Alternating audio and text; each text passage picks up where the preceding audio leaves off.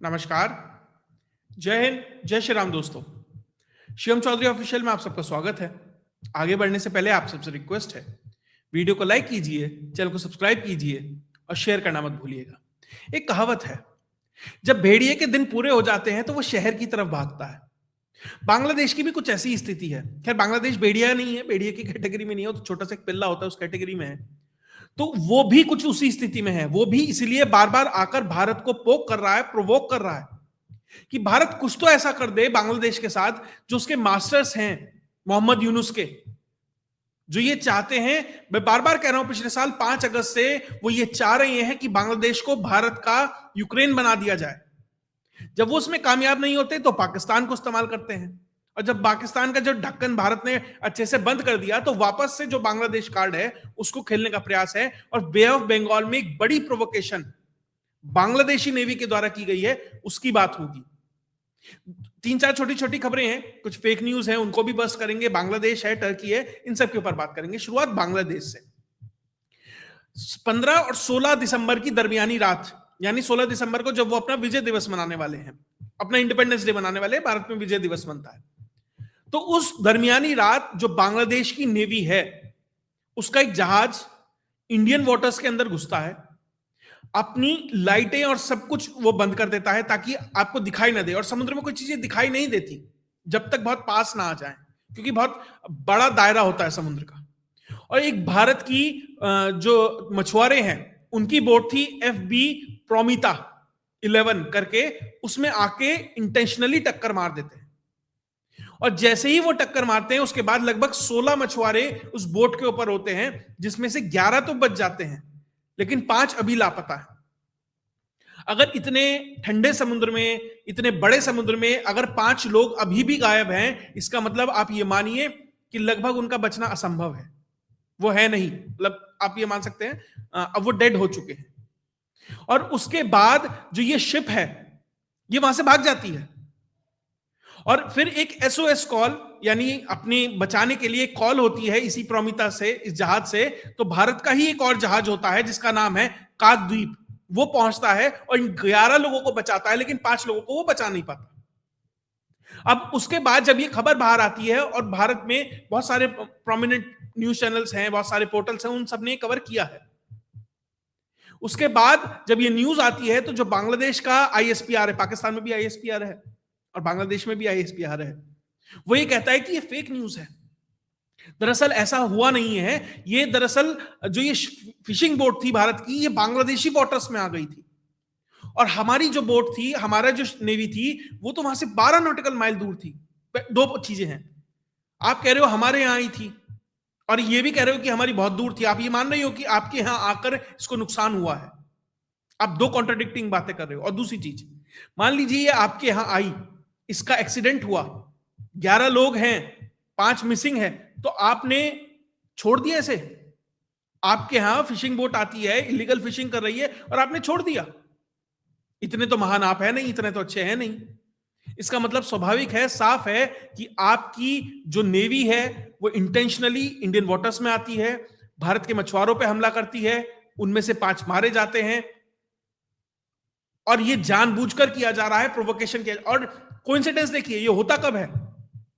ये होता है 15 और 16 दिसंबर की दरमियानी रात। और 16 दिसंबर वो दिन है जिस दिन बांग्लादेश का लिबरेशन हुआ था और भारत की फौजों ने बांग्लादेश को आजाद कराया था।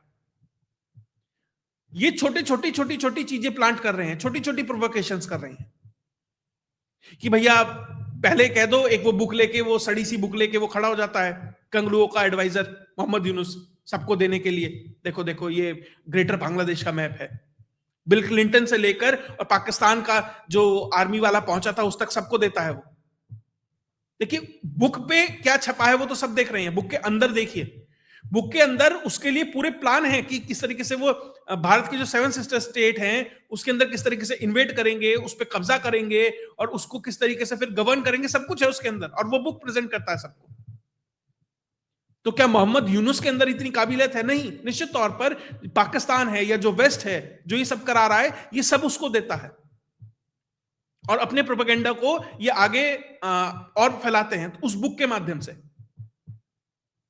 उसके बाद फिर ये कल ही 16 दिसंबर को ही इनकी पूरी टीम उतर जाती है मैदान में। देखिए, लड़ तो सकते नहीं, लेकिन हां, सोशल मीडिया पे रील, वीडियोस, फोटोज ये बड़ा अच्छा कर सकते हैं। ये पाकिस्तान का ईएसपीआर करता है, यही बांग्लादेश वाले कर रहे हैं।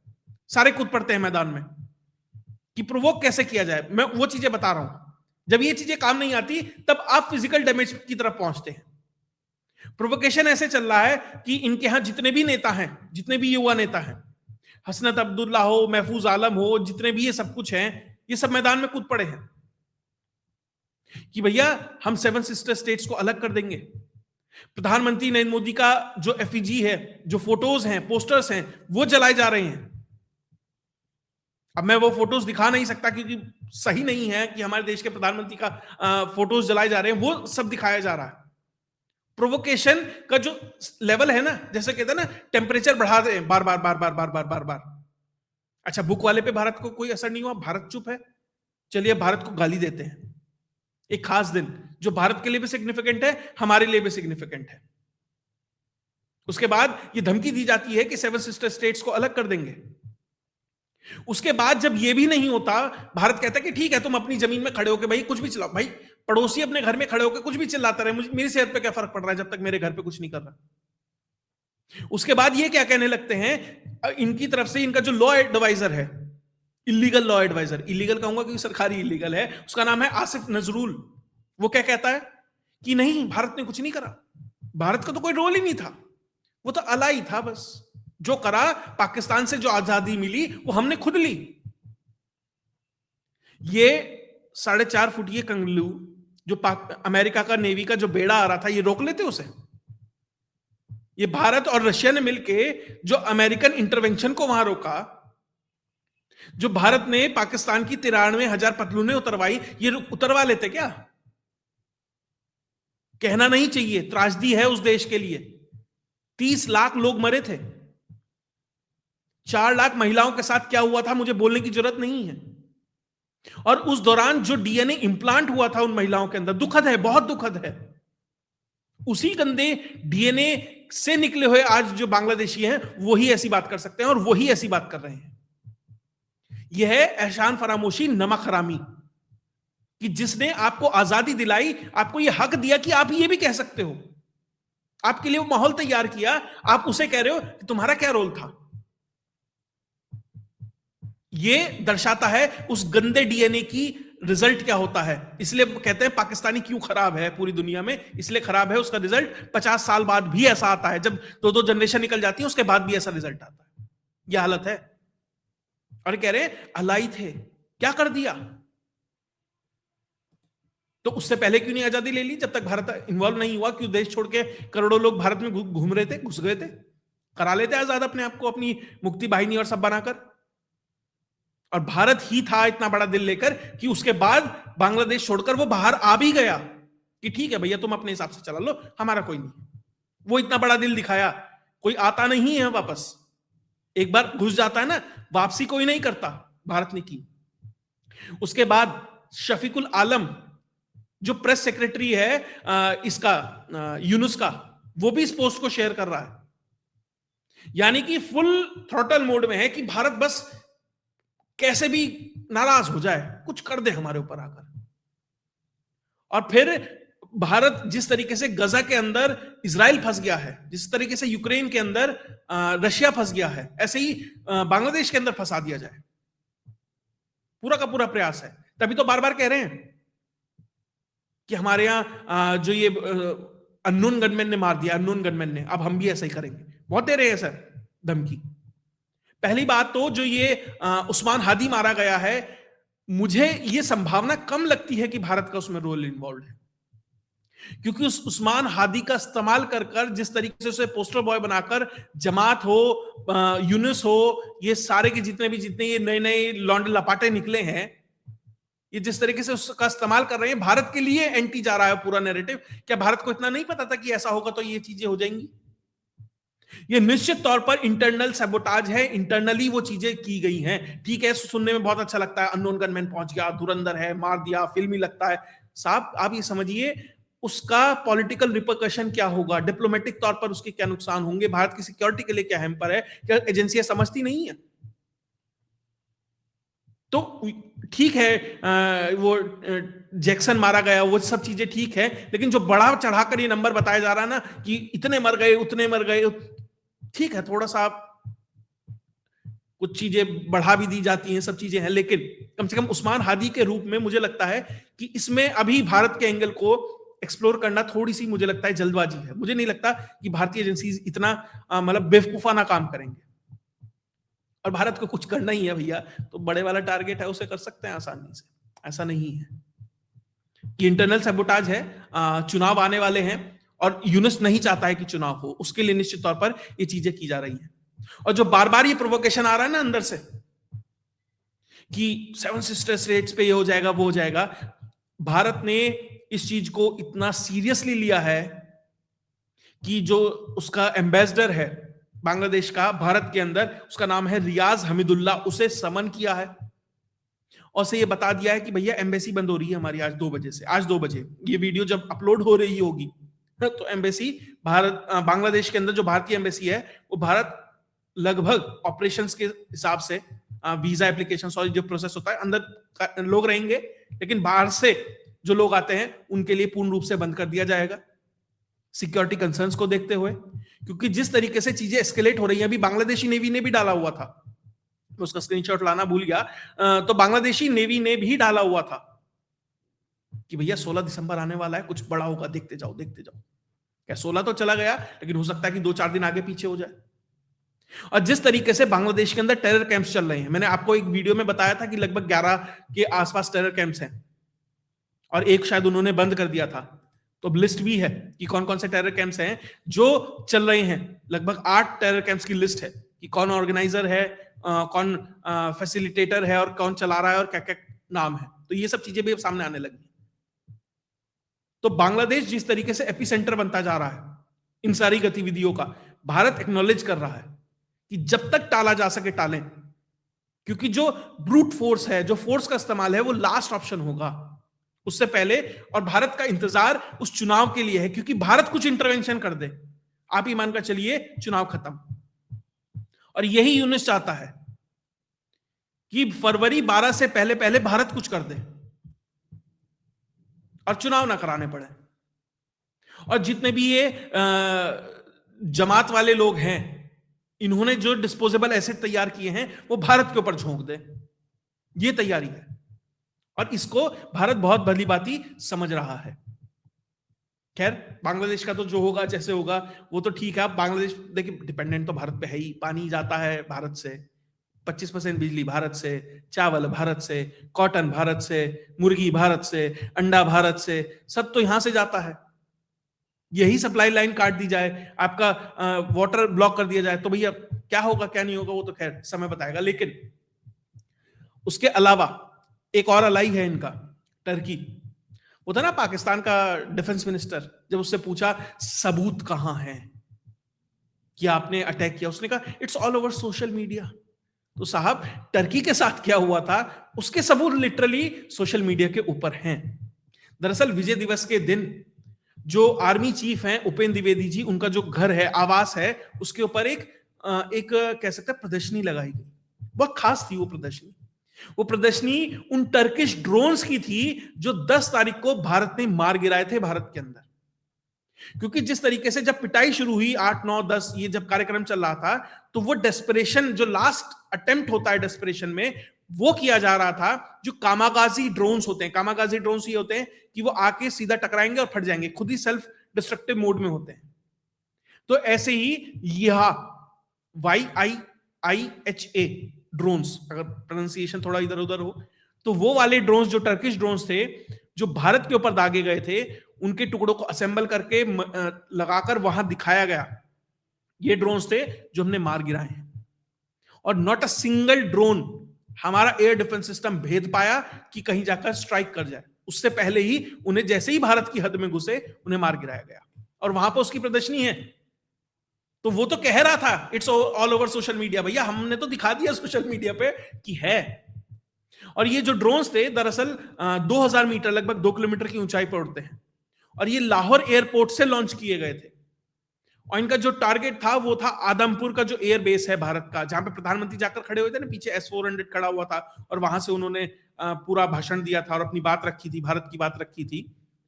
तो उसी आदमपुर एयर बेस के ऊपर टारगेट करने के लिए जो ये ड्रोन थे ये छोड़े गए थे।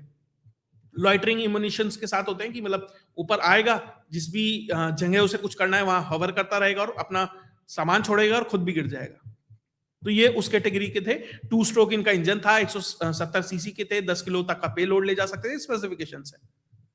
तो ये वहां पर प्रदर्शनी लगाई गई, पूरा समझाया गया कि भैया ये देखो, ये तुम्हारा सामान है, हमारे पास आ गया है, हमें पता है कि तुम्हारी लो एंड टेक्नोलॉजी है, कोई हाई फाई तो ये नहीं है, कि लो एंड टेक्नोलॉजी में भी क्या क्या तुम कर सकते हो, क्या स्पेसिफिकेशंस है, क्या जानकारी है, वो अब हमारे पास है। तो जो टर्की है उसके, और ये तो छोटी चीजें हैं, ये वो चीजें हैं जो बिल्कुल लो एंड होंगी। सिर्फ ये है कि एक साइकोलॉजिकल तौर पर आपको दिखाने के लिए हमने दिखा दिया, लेकिन हमारे पास तो PL-15 भी है और बहुत सारी चीजें होंगी जो शायद हमारे लोगों ने रिवील भी नहीं की होंगी कि हमारे पास क्या क्या इस दौरान आ गया है, क्या कैपेबिलिटीज आ गई हैं, कौन कौन सी चीजें हमने मॉनिटर की हैं। क्योंकि एक वॉर टाइम में जो आपके पास जानकारियां निकल के आती हैं, डेटा निकल के आता है, उससे ज्यादा वैल्यूएबल कुछ होता नहीं है। क्योंकि वॉर टाइम में आपका जो प्रतिद्वंदी है वो सबसे ज्यादा मतलब अपने रिसोर्सेस को मैक्सिमम ऑप्टिमाइजेशन पे काम करता है, तो आपको पता होता है कि कौन कौन सी चीज काम कर रही है और कैसे कैसे काम कर रही है।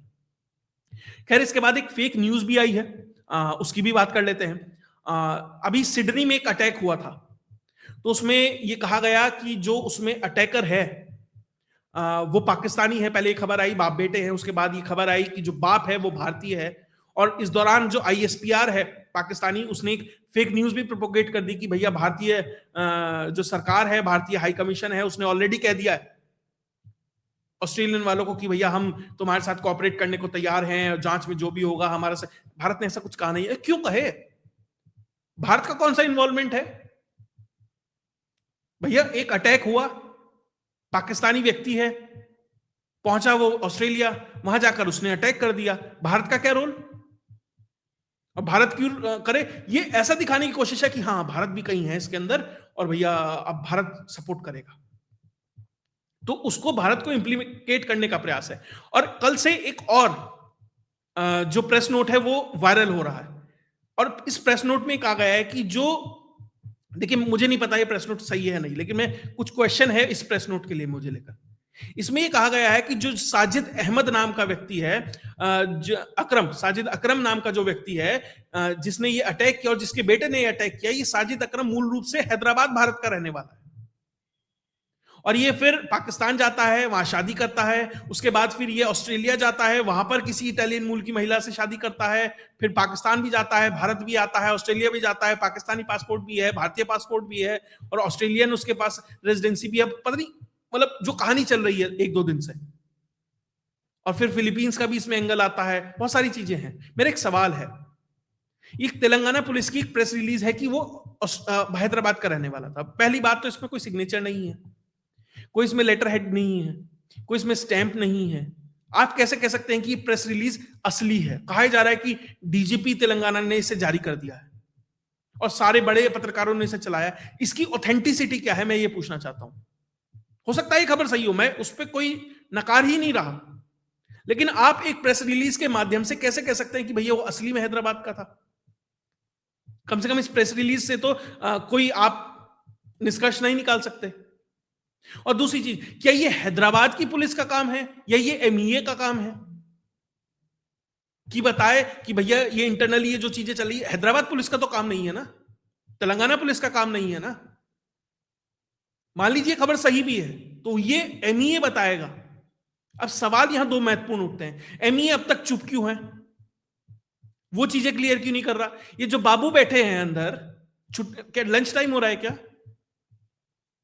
कि 12 बज गई साहब, अब 3 बजे तक का लंच टाइम है। अरे 48 घंटे 24 घंटे हो गए हैं इसको आए हुए, अब तक क्यों शांति है? अब तक क्यों नहीं बोल रहे हैं? और दूसरी चीज, तेलंगाना पुलिस क्यों बोल रही है? अगर था तो उसे MEA को भेजना चाहिए था, वो क्यों खलीफा बन रहे हैं? इसका मतलब अंदर कोई बैठा है जो जानबूझ के माहौल खराब करना चाहता है। तो अश्विनी वैष्णव जी से भी पूरा दरख्वास्त है, MEA से दरख्वास्त है इंफॉर्मेशन ब्रॉडकास्टिंग से भी है कि इस तरह की फेक न्यूज, अगर ये फेक न्यूज है तो इसको सही तरीके से पकड़े, और एमईए से है कि इसके ऊपर स्पेसिफिकेशन दे, क्योंकि नाम खराब होता है चीजों से। देश के लिए एक माहौल वहां तैयार किया जा रहा है। उन ऑस्ट्रेलियन वालों को, गोरों को नहीं पता भारत पाकिस्तान ये वो सब, उन्हें तो सारे एक जैसे लगते हैं, साउथ एशियन, और उसी एक उससे हाँकने का प्रयास करते हैं। इसलिए ये क्लियर होना बहुत जरूरी है, ये फेक है कि रियल है, जो भी है। अब मान लीजिए था भी हैदराबाद का, तो भैया भारत अब तो कोई कुछ नहीं कर सकता, लेकिन अगर नहीं था तो उस चीज को भैया क्लैरिफाई करो ना, ये बहुत जरूरी है। खैर, इन पे और जो जो भी डेवलपमेंट आते रहेंगे वो भी आपके साथ लेके आता रहूंगा। अगर आपको वीडियो विश्लेषण अच्छा लगा तो वीडियो को लाइक कीजिए, चैनल को सब्सक्राइब कीजिए और शेयर करना मत भूलिएगा। जय हिंद, जय भारत।